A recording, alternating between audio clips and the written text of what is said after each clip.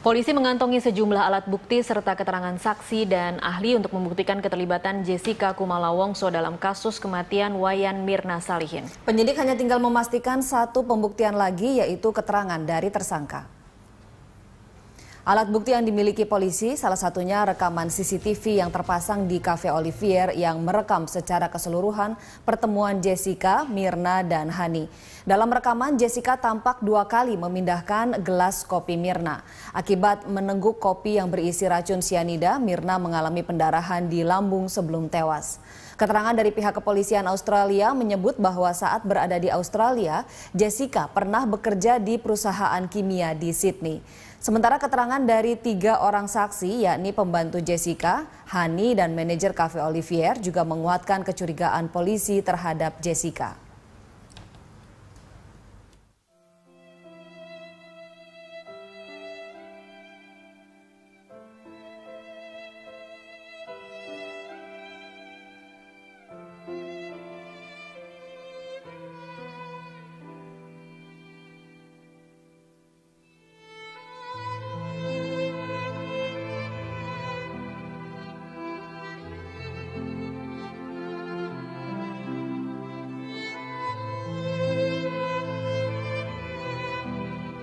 Cafe Olivier Grand Indonesia, tempat pembunuhan Mirna yang diperiksa oleh penyidik selama belasan jam. Namun kami juga masih mencari dan menggali informasi seperti apa hasil penyidikannya, karena ini merupakan hasil penyidikan rangkaian dari proses penyidikan kasus pembunuhan Mirna ini, dan kami juga masih menanti keterangan resmi dari pihak Polda Metro Jaya. Zulfia.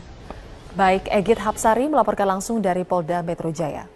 Pemirsa, kuasa hukum Jessica Wongso, Yudi Wibowo, menyatakan pihaknya kecewa dengan penetapan kliennya sebagai tersangka.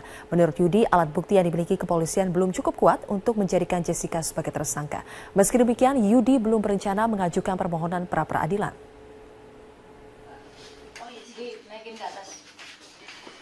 Pasca menjadi tersangka pembunuhan terhadap Wayan Mirna, Jessica Kumala Wongso mengaku kecewa dengan sejumlah alat bukti yang dimiliki kepolisian. Melalui kuasa hukumnya Yudi Wibowo, hingga kini belum ada alat bukti yang menunjukkan Jessica sebagai pelaku yang menaruh racun sianida tersebut. Berbagai alat bukti yang selama ini beredar hanyalah sebagai asumsi dari kepolisian. Yudi juga membantah pernyataan Jessica yang kerap berubah-ubah.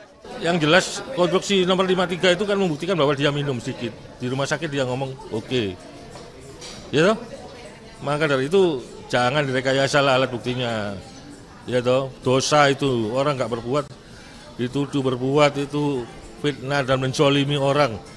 Dikatakan berubah-ubah loh, itu kan dijamin pasal 126 KUHP, pasal 126 itu saksi maupun tersangka itu diketik sesuai kata-katanya dia sendiri. Meski belum berencana mengajukan pra-peradilan, namun jika dalam 20 hari ke depan berkas pemeriksaan belum lengkap atau P21, kuasa hukum meminta agar kepolisian segera membebaskan Jessica. Ya, kita tunggu kapan pelimpahnya. Kalau pelimpahnya dilimpahkan ya kita siap sidang. Kalau sampai dalam 20 hari jaksa tidak P21, ya harus dilepas dong, kasihan dong. Itu berarti kan tanda-tanda kurang bukti. Harus cari lagi tersangka yang lain. Polda Metro Jaya mengklaim penahanan terhadap Jessica Kumala Wongso untuk menghindari tersangka melarikan diri, menghilangkan barang bukti, serta mengulangi perbuatannya. Jessica dijerat pasal 340 KUHP tentang pembunuhan berencana dengan ancaman pidana di atas 5 tahun penjara. Tim Liputan. Wabah semakin banyak ditemukan di sejumlah kota mengingat curah hujan semakin tinggi. Puluhan anak-anak korban demam berdarah dirawat di Rumah Sakit Kota Palembang. Hingga tanggal 1 Februari 2016 terdapat 624 kasus demam berdarah tersebar di 17 kabupaten kota di Sumatera Selatan. Data terbanyak kasus demam berdarah terdapat di Kabupaten Lubuk Linggau dengan 108 kasus, sementara Palembang 96 kasus. Dari jumlah tersebut, Dinas Kesehatan Provinsi Sumatera Selatan mencatat 10 pasien DBD meninggal dunia.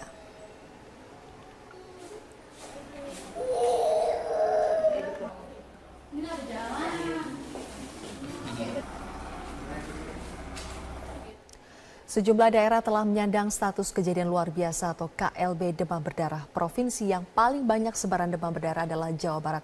Sementara di Sumatera Selatan, 10 orang meninggal dunia akibat DBD. Informasi selengkapnya akan disampaikan Trianisha dari Bandung, Jawa Barat dan Nadia Atmaji langsung dari Palembang, Sumatera Selatan. Kita ke Trianisha dulu. Nisha, bagaimana pantauan sebaran ancaman demam berdarah di Jawa Barat?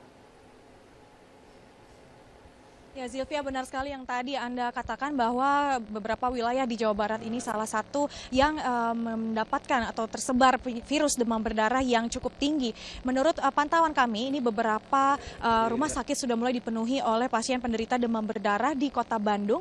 Dan tak hanya virus demam berdarah saja, tapi juga virus flu Singapura yang saat ini sudah mulai menjangkiti warga Bandung dan memenuhi beberapa rumah sakit yang ada di Kota Bandung. Salah satu rumah sakit yang kami pantau adalah Rumah Sakit Immanuel di Kota Bandung. Berdasarkan data yang kami terima dari pihak Rumah Sakit Immanuel, saat ini terdapat sekitar 50 pasien penderita demam berdarah Dengue yang sedang menjalani rawat inap di rumah sakit ini. Sementara untuk penderita virus flu Singapura yang datang dan berobat di Rumah Sakit Immanuel ini ada sekitar 40 penderita. Namun mereka tidak diwajibkan untuk rawat inap di rumah sakit ini, melainkan rawat jalan saja karena mengingat ini masih bisa dilakukan rawat jalan, namun masih tetap berada di bawah pantauan dokter ataupun dari pihak rumah sakit. Memang memasuki pertengahan musim penghujan seperti saat ini, warga Bandung ini atau warga di sekitar wilayah Jawa Barat perlu berhati-hati dengan virus penyakit demam berdarah dan juga virus flu Singapura.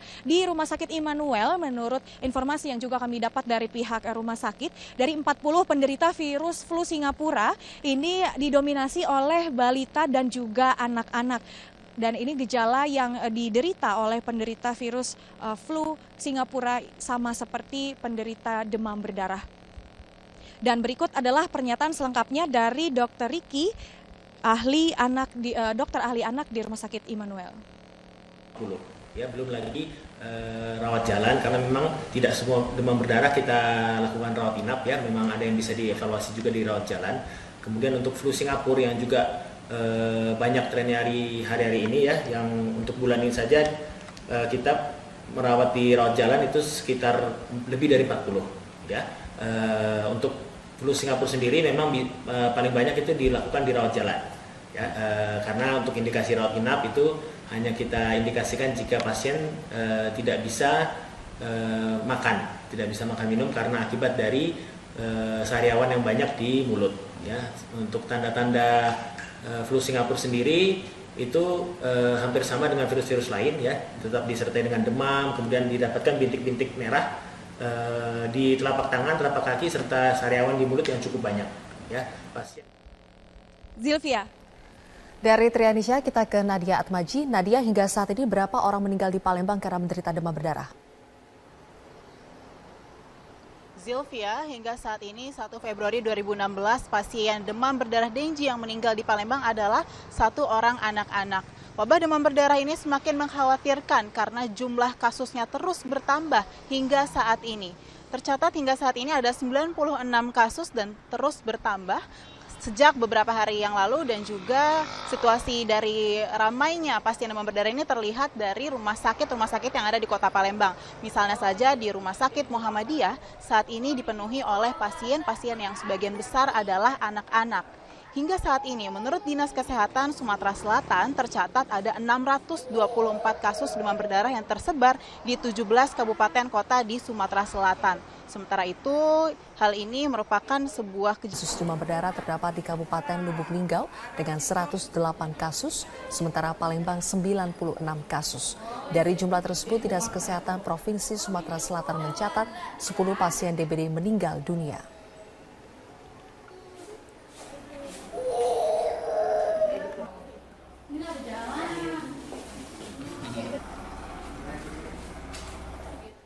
Sejumlah daerah telah menyandang status kejadian luar biasa atau KLB demam berdarah. Provinsi yang paling banyak sebaran demam berdarah adalah Jawa Barat. Sementara di Sumatera Selatan, 10 orang meninggal dunia akibat DBD.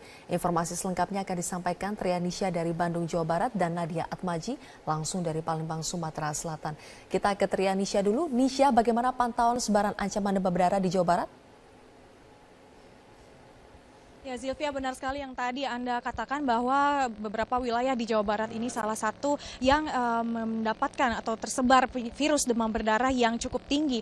Menurut pantauan kami, ini beberapa rumah sakit sudah mulai dipenuhi oleh pasien penderita demam berdarah di Kota Bandung. Dan tak hanya virus demam berdarah saja, tapi juga virus flu Singapura yang saat ini sudah mulai menjangkiti warga Bandung dan memenuhi beberapa rumah sakit yang ada di Kota Bandung. Salah satu rumah sakit yang kami pantau adalah Rumah Sakit Immanuel di Kota Bandung. Berdasarkan data yang kami terima dari pihak Rumah Sakit Immanuel, saat ini terdapat sekitar 50 pasien penderita demam pembunuhan Mirna yang diperiksa oleh penyidik selama belasan jam. Namun kami juga masih mencari dan menggali informasi seperti apa hasil penyidikannya, karena ini merupakan hasil penyidikan rangkaian dari proses penyidikan kasus pembunuhan Mirna ini, dan kami juga masih menanti keterangan resmi dari pihak Polda Metro Jaya. Zilvia.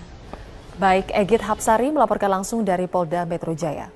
Pemirsa, kuasa hukum Jessica Wongso, Yudi Wibowo, menyatakan pihaknya kecewa dengan penetapan kliennya sebagai tersangka. Menurut Yudi, alat bukti yang dimiliki kepolisian belum cukup kuat untuk menjadikan Jessica sebagai tersangka. Meski demikian, Yudi belum berencana mengajukan permohonan pra-peradilan.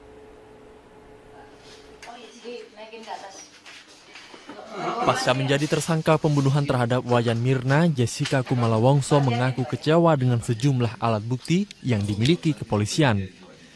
Melalui kuasa hukumnya Yudi Wibowo, hingga kini belum ada alat bukti yang menunjukkan Jessica sebagai pelaku yang menaruh racun sianida tersebut. Berbagai alat bukti yang selama ini beredar hanyalah sebagai asumsi dari kepolisian. Yudi juga membantah pernyataan Jessica yang kerap berubah-ubah. Yang jelas konstruksi nomor 53 itu kan membuktikan bahwa dia minum sedikit. Di rumah sakit dia ngomong oke. Ya toh? Maka dari itu jangan direkayasa alat buktinya. Ya toh, dosa itu orang nggak berbuat, dituduh berbuat itu fitnah dan menzolimi orang. Dikatakan berubah-ubah loh. Itu kan dijamin pasal 126 KUHP. Pasal 126 itu saksi maupun tersangka itu diketik sesuai kata-katanya dia sendiri. Meski belum berencana mengajukan pra-peradilan, namun jika dalam 20 hari ke depan berkas pemeriksaan belum lengkap atau P21, kuasa hukum meminta agar kepolisian segera membebaskan Jessica. Ya, kita tunggu kapan pelimpahannya. Kalau pelimpahannya dilimpahkan ya kita siap sidang. Kalau sampai dalam 20 hari jaksa tidak P21, ya harus dilepas dong, kasihan dong. Itu berarti kan tanda-tanda kurang bukti, harus cari lagi tersangka yang lain. Polda Metro Jaya mengklaim penahanan terhadap Jessica Kumala Wongso untuk menghindari tersangka melarikan diri, menghilangkan barang bukti, serta mengulangi perbuatannya. Jessica dijerat pasal 340 KUHP tentang pembunuhan berencana dengan ancaman pidana di atas 5 tahun penjara. Tim Liputan. Wabah semakin banyak ditemukan di sejumlah kota mengingat curah hujan semakin tinggi. Puluhan anak-anak korban demam berdarah dirawat di Rumah Sakit Kota Palembang. Hingga tanggal 1 Februari 2016 terdapat 624 kasus demam berdarah tersebar di 17 kabupaten kota di Sumatera Selatan. Data terbanyak berdarah Denji yang sedang menjalani rawat inap di rumah sakit ini. Sementara untuk penderita virus flu Singapura yang datang dan berobat di Rumah Sakit Immanuel ini ada sekitar 40 penderita. Namun mereka tidak diwajibkan untuk rawat inap di rumah sakit ini, melainkan rawat jalan saja karena mengingat ini masih bisa dilakukan rawat jalan, namun masih tetap berada di bawah pantauan dokter ataupun dari pihak rumah sakit. Memang memasuki pertengahan musim penghujan seperti saat ini, warga Bandung ini atau warga di sekitar wilayah Jawa Barat perlu berhati-hati dengan virus penyakit demam berdarah dan juga virus flu Singapura. Di Rumah Sakit Immanuel, menurut informasi yang juga kami dapat dari pihak rumah sakit, dari 40 penderita virus flu Singapura ini didominasi oleh balita dan juga anak-anak. Dan ini gejala yang diderita oleh penderita virus flu Singapura sama seperti penderita demam berdarah. Dan berikut adalah pernyataan selengkapnya dari Dr. Riki, dokter ahli anak di Rumah Sakit Immanuel. Ya, belum lagi rawat jalan, karena memang tidak semua demam berdarah kita lakukan rawat inap ya, memang ada yang bisa dievaluasi juga di rawat jalan. Kemudian untuk flu Singapura yang juga banyak trennya hari-hari ini ya, yang untuk bulan ini saja kita merawat di rawat jalan itu sekitar lebih dari 40 ya. Untuk flu Singapura sendiri memang Polisi mengantongi sejumlah alat bukti serta keterangan saksi dan ahli untuk membuktikan keterlibatan Jessica Kumala Wongso dalam kasus kematian Wayan Mirna Salihin. Penyidik hanya tinggal memastikan satu pembuktian lagi, yaitu keterangan dari tersangka. Alat bukti yang dimiliki polisi salah satunya rekaman CCTV yang terpasang di Cafe Olivier yang merekam secara keseluruhan pertemuan Jessica, Mirna, dan Hani. Dalam rekaman, Jessica tampak 2 kali memindahkan gelas kopi Mirna. Akibat menengguk kopi yang berisi racun sianida, Mirna mengalami pendarahan di lambung sebelum tewas.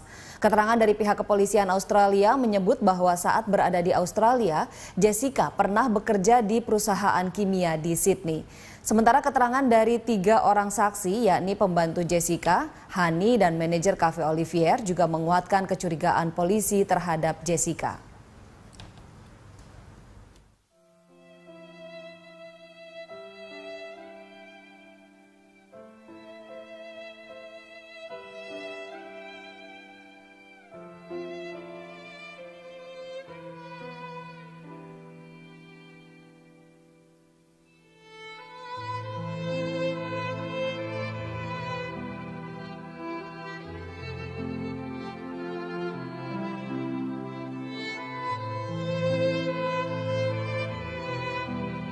Cafe Olivier Grand Indonesia, tempat